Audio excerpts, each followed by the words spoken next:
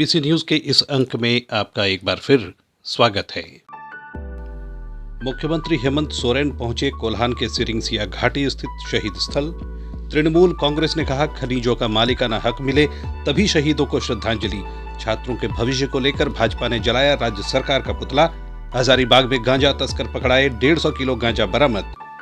नेहरू युवा केंद्र ने क्लीन विलेज ग्रीन विलेज और कैच द रेन का किया आयोजन। प्रथम राष्ट्रपति डॉक्टर राजेंद्र प्रसाद किए गए याद। चाईबासा की ऐतिहासिक गौशाला में बना गोकुल सभागार और चक्रवात जवाद आज रात पहुंचेगा झारखंड।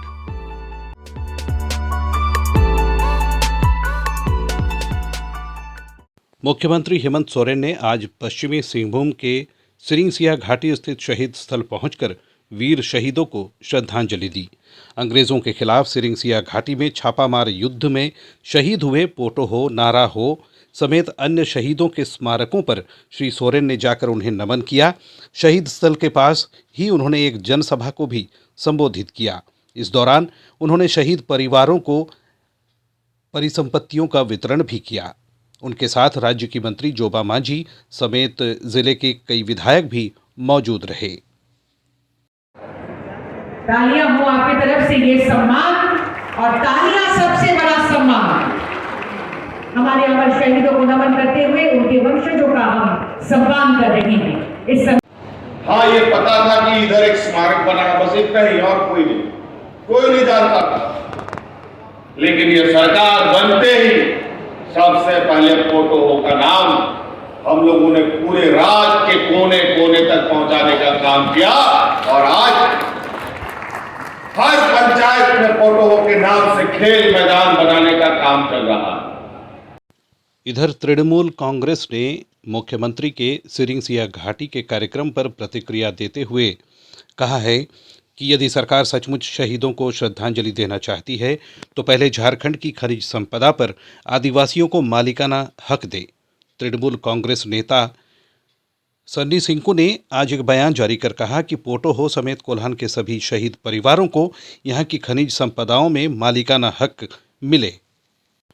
कोरोना काल के बाद कॉलेजों में सीमित सीटों के कारण प्रमोट हुए बच्चों को एडमिशन में हो रही दिक्कतों के मुद्दे पर आज भारतीय जनता पार्टी की चक्रधरपुर इकाई ने मुख्यमंत्री हेमंत सोरेन का पुतला दहन किया।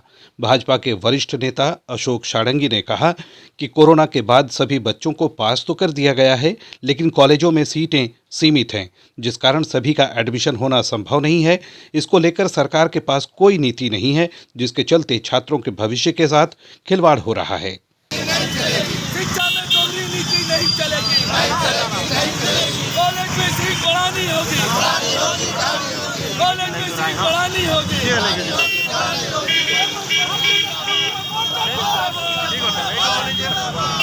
सबसे बड़ी दुर्भाग्य की बात है कि कोरोना काल में लॉकडाउन रहने के कारण एक तो पठन पाठन की चौपट हो गई। अब बच्चे की भविष्य की बात थी, इनको क्लास 10 से प्रमोशन कर दिया गया और सबको पास कर दिया गया। जो बच्चे पास हुए, ये सरकार को मालूम होना चाहिए कि बच्चे पास करने के बाद कॉलेज में जाकर प्रवेश करेंगे। अब कॉलेजों के लिमिटेड सीट है। आज पूरे गांव से बच्चे इतने पास किए जो लगभग 3000 बच्चे आज एडमिशन के बिना दर दर भटक रहे हैं, परंतु सरकार के कान में जूं तक नहीं रंग रहा है। अब बड़े बड़े कार्यक्रम करके, बड़े बड़े वादा करके आज जनता कहते हैं कि जनता के दरबार तक सरकार को पहुंचा रहे हैं, परंतु जो छात्र यहाँ का शिक्षा का स्तर को बढ़ाएगा, जो पढ़ेगा, जो भविष्य बनाएगा, आज बेचारा वो निराशा और हताशा में घूम रहा है। इसलिए एक बोर्ड जो झारखंड एकेडमिक काउंसिल के अंदर इंटरमीडिएट आता है, वहाँ का चेयरमैन और वाइस चेयरमैन का पद रिक्त है। ये तीनों दल की सरकार बने रहने के कारण आपस में तनातनी से किसी का अपॉइंटमेंट अभी तक नियुक्ति नहीं हो रहा है। हजारीबाग जिले में अंतर्राज्यीय गांजा तस्करों को पकड़ा गया है। उनके पास से 150 किलो गांजा भी बरामद किया गया है। पुलिस ने बताया कि ये तस्कर विशाखापट्टनम से ओडिशा के रास्ते झारखंड, बिहार, उत्तर प्रदेश और पंजाब तक की तस्करी करते थे। इनमें से 2 लोगों को गिरफ्तार किया गया है और उनसे पूछताछ के दौरान पता चला है कि इसमें कई और लोगों की भी संलिप्तता है। देश के प्रथम राष्ट्रपति देश रत्न डॉक्टर राजेंद्र प्रसाद की जयंती पर आज कांग्रेस भवन में कांग्रेस जनों ने एक कार्यक्रम आयोजित कर उन्हें याद किया। विधानसभा के पूर्व उपाध्यक्ष देवेंद्र नाथ चांपिया, सांसद प्रतिनिधि त्रिशानु राय समेत कांग्रेस के कई कार्यकर्ताओं ने राजेंद्र प्रसाद की तस्वीर पर माल्यार्पण किया और उनके जीवन से सीख लेने का वचन भी लिया। चाईबासा स्थित ऐतिहासिक गौशाला परिसर में आज गोकुल सभागार का उद्घाटन किया गया। इसका निर्माण चाईबासा के चिरानिया परिवार की ओर से कराया गया है। इस अवसर पर गौशाला समिति के पदाधिकारी और सदस्यों ने कहा कि इस सभागार की आवश्यकता लंबे समय से महसूस की जा रही थी। और अब मौसम। दक्षिणी अंडमान सागर में निम्न दबाव का क्षेत्र अब चक्रवात में तब्दील हो चुका है। साइक्लोन जवाद फिलहाल बंगाल की खाड़ी से होते हुए आंध्र प्रदेश के विशाखापट्टनम और गोपालपुर के तटवर्ती भागों में आज देर शाम तक पहुंचने की संभावना बताई गई है। इसका असर शाम से ही झारखंड में भी दिखने लगा है। दक्षिण झारखंड यानी पश्चिमी सिंहभूम, सिमडेगा, सरायकेला खरसावां और पूर्वी सिंहभूम इलाकों में आज रात से ही हल्की से मध्यम दर्जे की बारिश हो सकती है। 5 दिसंबर को धनबाद, जामताड़ा और बोकारो जिलों में भी बारिश की संभावना है।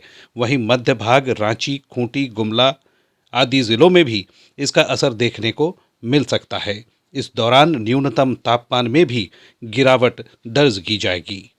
और जानकारी रांची मौसम विज्ञान केंद्र के मौसम वैज्ञानिक अभिषेक आनंद से। और इसका जो असर है झारखंड में आपको आज शाम से रात से देखने को मिलेगा।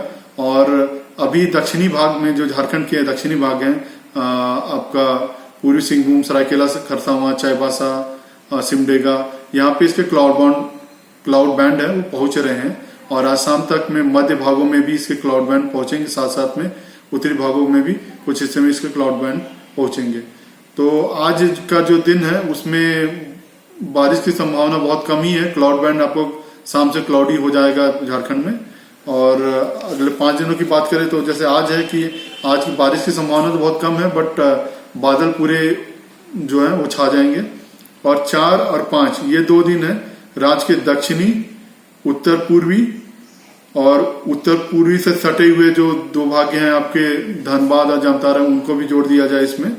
और इन जिलों में आपको हल्के से मध्यम दर्जे की बारिश देखने को मिल सकती है। और अगर बात करें तो 6 तारीख से जो आसमान है वो थोड़ा सा साफ होता हुआ दिखेगा। ये जो सिस्टम है ये कमजोर होता हुआ दिखेगा। तो ये जो सिस्टम जोवाद है ये कल सुबह आपका उत्तरी आंध्र प्रदेश और उससे सटे आपका दक्षिणी उड़ीसा तट से टकराने की संभावना है। और वहां से ये रिकर्व होता हुआ उड़ीसा की जो तटीय इलाके हैं उनसे होता हुआ बंगाल के तटीय इलाके तक पहुंचेगा। और जो इसका खास असर जो झारखंड देखने को मिलेगा 4-5 में दक्षिणी और थोड़ा मध्य और जो उत्तर पूर्वी भाग है वहां पे इनका थोड़ा असर देखने को मिलेगा। हल्के से मध्यम दर्जे की बारिश देखने को मिलेगी। और बाकी झारखंड में क्लाउड बैंड आपको देखने को मिलेगा और बहुत हल्की बारिश भी देखने को मिल सकती है। और 6 तारीख से है कि आसमान आपके साफ हो जाने की संभावना है। जो सिस्टम है कमजोर होता हुआ खत्म होने के कगार पे रहेगा। और तापमान की बात करें तो कल से जो अधिकतम तापमान है, मैक्सिमम टेम्परेचर है, उसमें 2 दिन 4 और 5 तारीख को 3 से 4 डिग्री की गिरावट देखने को मिलेगी। और आपको दिन में थोड़ा सा ठंड महसूस होगा, बादल छाए रहेंगे, हल्की हल्की बारिश होती रहेगी। और अगर न्यूनतम तापमान की बात करें तो आज से ही अगले 3-4 दिनों में न्यूनतम तापमान, क्योंकि बादल छाए रहेंगे, न्यूनतम तापमान में आपको बढ़ोतरी देखने को मिलेगी। 3 से 4 डिग्री की बढ़ोतरी आपको आने वाले 2-3 दिनों में आपको मिनिमम टेम्परेचर की बढ़ोतरी देखने को मिलेगी। जैसे ही ये सिस्टम साफ होगा उसके बाद 7 तारीख के आसपास में थोड़ा बहुत टेम्परेचर गिरने की संभावना अभी जताई जा रही है।